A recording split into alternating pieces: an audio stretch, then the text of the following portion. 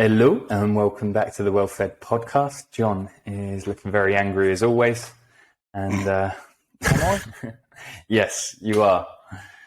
You are. You've got a grump on your face. I feel like you're very busy today. I'm very busy. I'm really fucking busy. You know why? Why? Because I've had several emails this morning saying I've inherited a load of money from African relatives I didn't even know I'd got. More than that, for some reason, I've had 2 emails from really hot young Russian women, daughters of Russian billionaires, who found my profile online and they're lonely and they're looking for Frenchmen, maybe something more.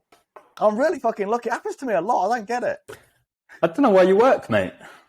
I don't know either. I don't know why I talk to you fuckers.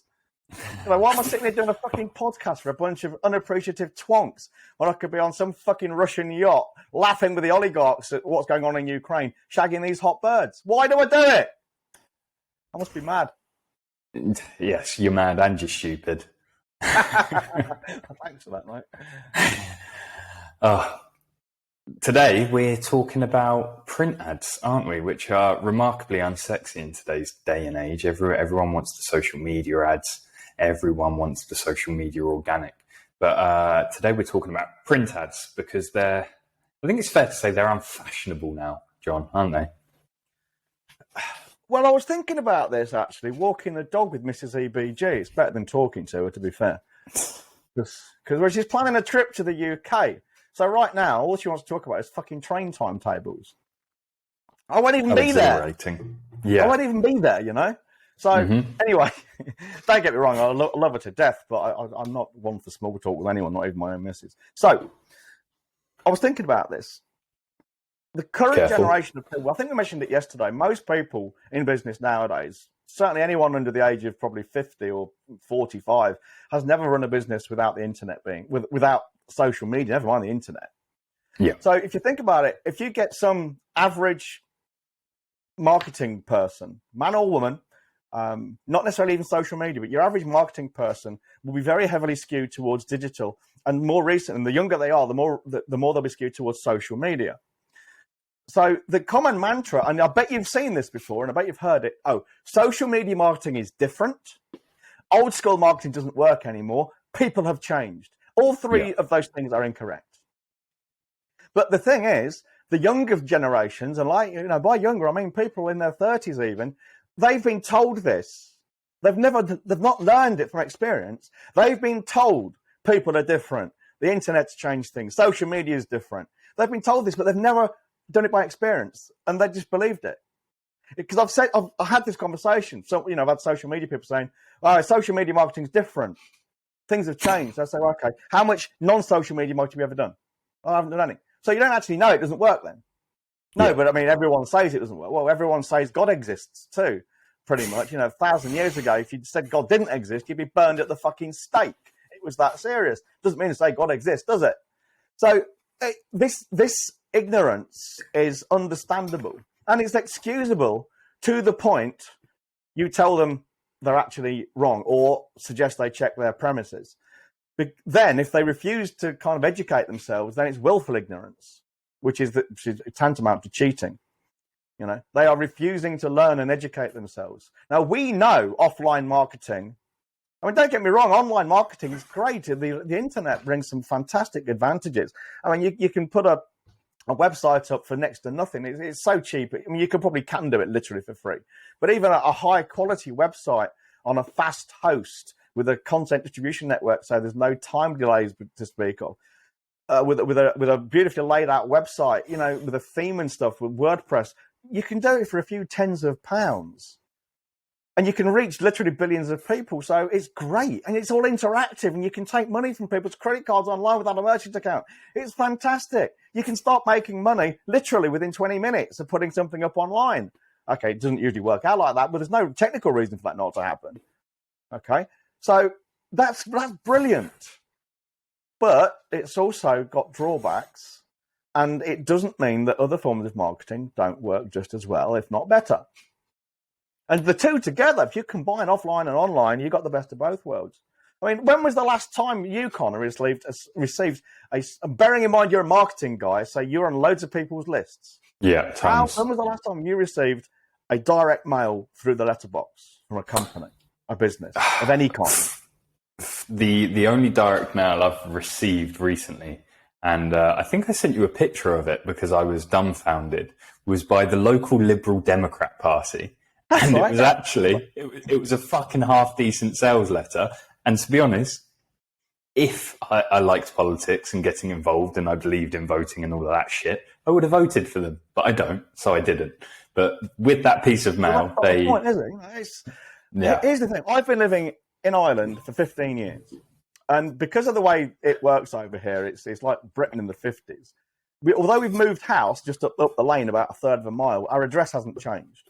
We just rely on the encyclopedic knowledge of the postman to get it right, and he does. I've had letters addressed to Dad, Garalaka, Clonakilty, and it just arrives in my letterbox. Because the postman knows we're the only Brits living around here, got a UK postmark, and I'm Dad. So yeah.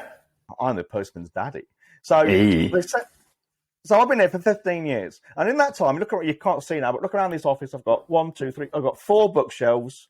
I've got a very expensive €1,000 chair, a leather-covered footstool. I've got this desk, which was €1,500. I've got a stool there, which was €150. I've got this chest of drawers here, which was about 300 or 400. I've got about, I don't know, 7 or 8 grand, maybe 10K's worth of furniture in here. Never mind the computer equipment as well. Yeah, that's a whole different ballgame. And we buy this stuff locally, as in we go into a shop and give them money, and they put it in the van, and this little Irishman comes along 3 days later with his Oppo, and they carry it and they put it in here for us. Oh, then my blinds, my floor. They too are done by local businesses. So we're not talking, I ordered this. I ordered the desk on the internet. Everything else is local. Everything else is local. We go into shops and speak to little men and women, and they send men out in delivery vans, and they deliver it, and it costs us money. And it ain't cheap. It's not cheap, shoddy stuff either. Although when Sarah walks into Sheehy's, the furniture place, they know she's a good customer. You know what they do? As soon as they see her looking at bookcase, we'll knock 20% off that. We don't need the money off. We don't care about the money off. And they do themselves out of hundreds of euro over the years, because possibly thousands, because they just think we want a discount. She's going to buy the fucking thing anyway. Yeah. She's looking to see whether she wants this one or that one. And how many of them have, at the very least, the lowest hanging fruit, sent you a brochure of their latest and greatest wares? Well, I'm just getting to that. I've also got in my barn, which I just cleaned out with a skip the other day, I've got 3 bikes. Well, that alone is €3,000 worth of bikes. I bought 2 of them up in Cork, and 1 of them I bought over the internet. I've got probably 8 grand's worth of fitness equipment in there, gym stuff, probably more. 2 fridge freezers. Okay, we've spent a lot of money, and most of that is local stuff too. Now, to answer your question, how many times have I received direct mail or an email or a text or a phone call, which I don't want, but that's not the point, they still don't do it. How many times have I received any marketing collateral from any of those people in 15 years? Guess. I can't believe it'd be 0, because Irish people are too friendly. It is 0. 0. Fucking hell. And, not all of them got my email address, but the bike shop definitely has, because I'll email them sometimes and ask about a bike service or whatever. All right? So, and these guys, the furniture guys for my desk, they've got my email address, but some of them haven't, fair enough. But not a single person has ever sent me a brochure, a direct mail, a postcard, a Christmas card, a birthday card, an anniversary card. They didn't even ask us for those details. They've not sent anything at all. 0 in 15 years. How difficult do you think it would be to get me to go and spend 1,500 quid on a bookcase? Bearing in mind I've got piles of books everywhere, and 17 full-size bookcases which are full of books anyway. Not difficult. It'd be really easy. Yeah. It'd be really easy. We had a handyman. Even the handyman came round. He fucking hung my punch bag, did a load of stuff in the house. He charges €20 an hour. For €20 an hour, dude, I'll fucking have you painting the entire house forever. How many times do you think he has emailed or called or just dropped by? Need anything doing? Never. Knowing I'm autistic, don't like doing this stuff, and we'll pay you to do anything we need doing. How many times? Never. Never. So All of this is exactly the reason we're doubling down on things such as traditional print advertising and direct mail. Direct mail.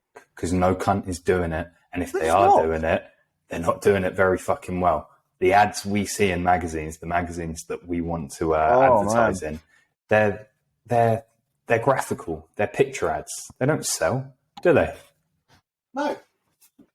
John's running away.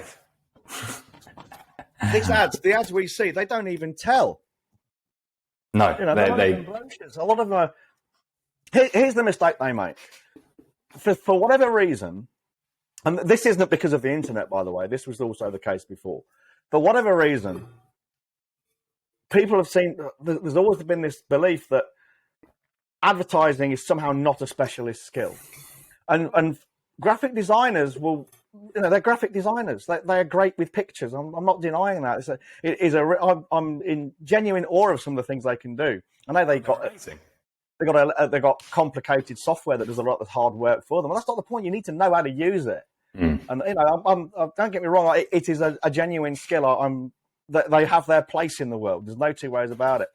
But they're not advertising people, so they should no more be doing adverts than they should be writing copy. Just because it's a pictorial thing in some respects. But they'll say this, they'll say, yeah, we're creatives, we'll do all these things like brochure design, website design, and we'll do advertising. But you're not qualified to write an ad. Yeah, now, and when they get hired... I'm not going to embarrass anyone here by showing the bad ads in this magazine. This is Freelancer magazine. This is the one we advertised in. But I am going to show the ad we did, or I did. And you paid for. For those listeners. I wrote it, we paid for. I think this is the one. For the listeners, if you want to see the ad, you're going to have to go to YouTube because John is currently flicking through the magazine. Oh, I don't think it's in this one. Oh, no, John's it's not in this one. Oh, I screwed that one up, didn't I? You did, royally. You've embarrassed yourself, quite frankly. Made a right tit of yourself. I feel really embarrassed. I could nip into the house and get it if you want. Do we even want to show them the ad? I thought it'd be nice. But anyway, it's as ugly as fuck. It's heavy on text. It's got scrawls all over it with like faux highlighter, red underlines and circles around things. It's really ugly. And it got us, when we ran this ad, okay, and it goes to an audience of, I think it's about 1,000 subscribers, this magazine. So it's not a huge audience. We got an 8-to-1 return on investment in the sense that for every pound we put in, we got paid £1 back through sales. And that meant for every pound we put in, we got £7 in profit. So 700% profit on that. So, John, a few questions. Yes. One, why did we even choose that magazine in the first place? And why did we choose a magazine in general? Well, magazine in general, because no fuck is doing advertising. Print advertising is a dying art. And most people won't do it. They say it doesn't work. And let's be very clear about this. It does have some substantial drawbacks in this, well, perceived drawbacks, in the sense that I can put up a website for a few tens of pounds and I can be running Google ads and Facebook ads and Instagram ads and LinkedIn ads and Quora ads and Twitter ads and TikTok ads and search engine optimization traffic. I can be running that and getting that within minutes, and it costs me nothing. I don't have to put any money into it until something happens. Unless I'm paying CPM, then I do pay you up front. Yeah. But, I mean, if I'm doing pay per click, I pay nothing until somebody clicks. How cool is that? In a day, I can have a dozen traffic sources sending traffic to my website and could potentially be making sales. That's pretty fucking cool. Yeah. You lose your job on the Monday, and by Friday, you've got a constant stream of sales. Unlikely, but that's not impossible, is it? So why didn't we do that? Well, because that's what everyone's doing. And the downside with print advertising is if you want to run an ad like this, you have to, one, find the magazine. It's difficult. Because advertising is not really so much about making sales. It's about putting the right message in front of the right person. Yeah. If we could have run my ad in the Daily Telegraph and had an audience probably 100 times as big and probably made no sales. It's difficult selecting the right medium, isn't it? Yeah. targeting. People don't like to hear about this, especially copywriters and graphic designers and advertising people. They like to think all the magic is in their creative. It isn't. The magic is in the offer and the audience you're putting it in front of. How you present that offer is largely moot. So Not completely, but largely. Step one is we chose a target market and we found a place where they high quality prospects hung out. That was step one. So if you're a local tradie, get in the local rag. If you are a big tech company and tech people are your target audience, find a niche tech mag. Just find some place where your ideal prospects are hanging out. That's step one. Step two, you said the ad was ugly. Why did you make it ugly? Because it's copy heavy. It stands out. People. I mean, we've got like 7 minutes. You can't. Writing an ad isn't about being creative and being new and exciting and interesting and fun. Writing an ad is about highlighting a problem and saying to them, if this is where it hurts for you, read on because I've got a solution for you. The downside is, as I was just about to say, with print advertising, you've got to put the effort in to find the right target market. You've got to create the ad, which is a specialist job. If you want me to write a full page ad for this, it's going to cost you at least $7,500. If you want me to do it for you. Okay, if you don't want to pay, that would do it yourself, but you'll fail, I guarantee, because I'm looking at the ads in this magazine. They're pretty dire. They've been done by, I don't know what they've been done by, probably my dog. That is a huge downside. So there's upfront creative, looking at, okay, you could probably get someone to do one for a couple of grand, and they wouldn't do a half bad job. So you got to find it, you got to have it created, you got to do all the technical stuff, you got to create a PDF which can be printed. Again, it's not trivial. It's not just throwing a fucking PNG. An image and a few lines of text into a box that Facebook has created for you, and then you got to pay for the advertising space. Now, all this is up front, so you could be investing $2, $3, $4,000 on a quality ad for a quality magazine. But okay, say it's £1,000 just to be cheap. You're investing £1,000, and it might not go to print for a month or two, and then it might not work. That's not like pay-per-click advertising. The traffic is slow and all the expenditure's up front. The upside is the ROI is usually much better when you get one. Well, you always get an ROI, but I mean, you get a positive ROI. Once you get it, tends to be almost unlimited.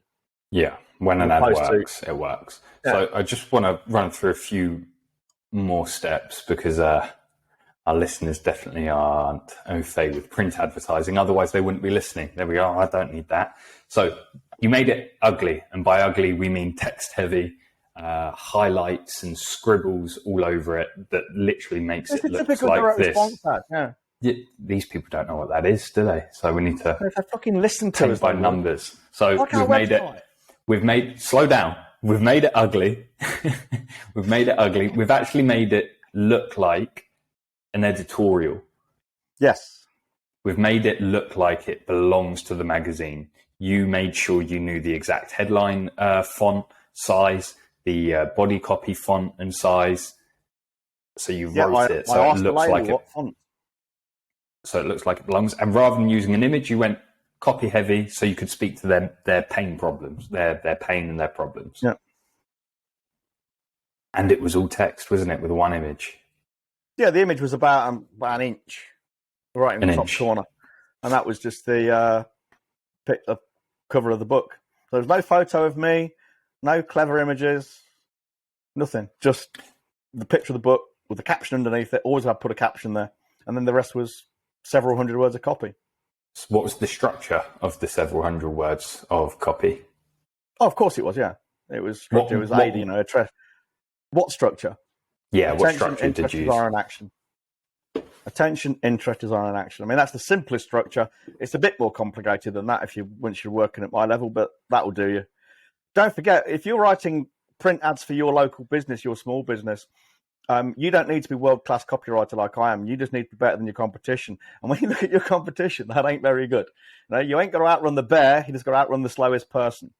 Yeah. And the slowest person in your market the fastest person in your market is incredibly slow. So, 1, find a magazine that your prospects read. 2, write some good fucking copy following ADA and make it look like an editorial. Is there a step 3? just be prepared to lose your money. Yeah. Being honest here. But Yeah. I mean, another thing about direct mail and marketing in general is because most people who go into marketing, and I don't mean it as a profession, I mean when they do it themselves. And I think this is largely due to the amount of hype that they see. They see on these websites advertising products and courses and seminars and things. They always see the best testimonials. Well, yeah, they're probably genuine, but they're always skewed to the high end. They show you the 20% of people who do well, or the 5% who do really well, and the 1% who do exceptionally well. They don't show you the 80% who kind of doing and the 20% who fucking bomb. And that's understandable. Of course, you don't want to telegraph your failures too much, but they go into a print ad or direct mail with an unrealistic expectation of results.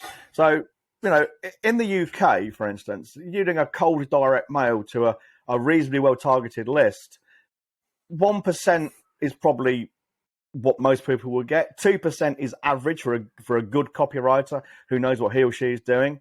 Anything above 2% is starting to get exceptional. Well, that's great, but then that means 98% of the people who read your message, throw it away. That could get depressing if you got depressed by these things. Yeah. So even the best copywriters, imagine you got 5% on a cold direct mail. That would be beyond world class. That would be just fantastic. Still means 95 out of 100 people ain't fucking interested in what you're saying, even with a carefully selected list. Yeah. Well, that puts it in perspective. But most people seem to think if they send a direct mail, they're going to get floods of responses.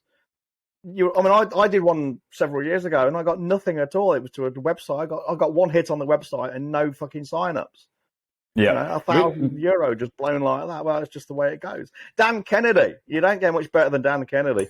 He will quite openly admit, 7 out of 8 of his direct mail campaigns to cold audiences, not hot ones, cold audiences, just fail, stink without trace. But the 8th one works so well, it pays for all the cock-ups and then some profit besides. You've got to be prepared to work at this. You've got to be prepared to work at it until it works, not test it to see if it works. And then it does work. And when it does work, you're laughing because guess what? You don't really have to create any more new ads. You just have to find new places to put the same ad that now works. Or just keep repeating it. Yeah. When I was in BNI, going back 15 years now, but in BNI, they one example ad they used in a local newspaper had been running for 40 years without interruption. And it was, do you scratch your bottom in the bath? Meaning it was for enamel baths. And they just re-enameled baths. That's what they did.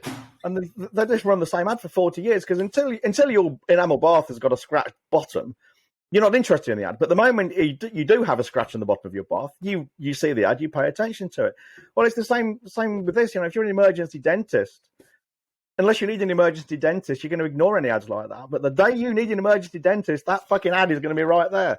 So this shit works. This is also why, by the way, often with direct mail to the right audience, you want to send something which is too good to throw away. So it's like a leaflet or a brochure or a book, something which will sit on their desk or on their shelf or in their drawer until they think, shit, we really need to get our will sorted out. Oh, where's that leaflet we had? Where's that leaflet from the plumber? Where's that book from the electrician?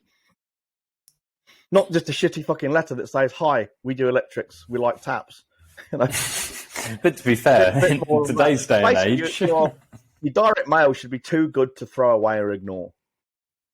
That takes money, both in terms of creative, it takes thought, it takes experience, it takes skill, it takes learning, education, it takes effort, and it takes money. And most people are just not prepared to do it. It takes bollocks because you are going against it takes courage. What people say. It takes some bollocks for you to probably save up for some of you guys for some print advertising to then go against the industry norms because your wife will tell you you're stupid, your kids will tell you you're stupid, your competitors will tell you you're stupid, your accountant will probably tell you you're stupid, and the local ad agency will definitely tell you you're stupid. So it takes bollocks. Well, the really cool thing about direct mail, I've been talking big numbers and maybe that's a little bit skewed towards what we're doing. If you're, say, a local business, so electrician, plumber, kitchen firm, or you could be a hairdresser, you could be any local firm, furniture, whatever. If all you can afford is to print out 20 letters in 20 envelopes this week, and you have to walk around and deliver them by hand, well, that's what you do. Yeah. It's infinitely scalable from one letter up to as many as, and one of my guys, we tested it. It worked, this tear sheet, and we sent 1 million pieces. So it's infinitely scalable from just one letter you on your printer in your office to 1 million that you get done by a professional house. It's an infinitely scalable. Unlike print direct, unlike Facebook advertising and stuff where it's all done on auction and you get the Benham and things. That doesn't happen with direct mail. Yeah. Anyway, I have to go. I've got a call, mate. Perfect. Well, guys, all of this makes a ton more sense if you have the book. So go to well-fedfreelancer.com and get your copy of £5. book. £5 You spend more in fucking Starbucks. And all you get from that is flatulence and wind. Well, it is wind, isn't it? Stinky coffee piss. You get flatulence and stinky coffee piss. For £5, you get fucking well over 10 hours worth of vintage and new EBG. And even I appear on there a few times. And if you don't like it, we'll give you a tenner back and we'll buy you a fucking pizza. Your choice. And on that note, toodaloo. Toodaloo. Till next time.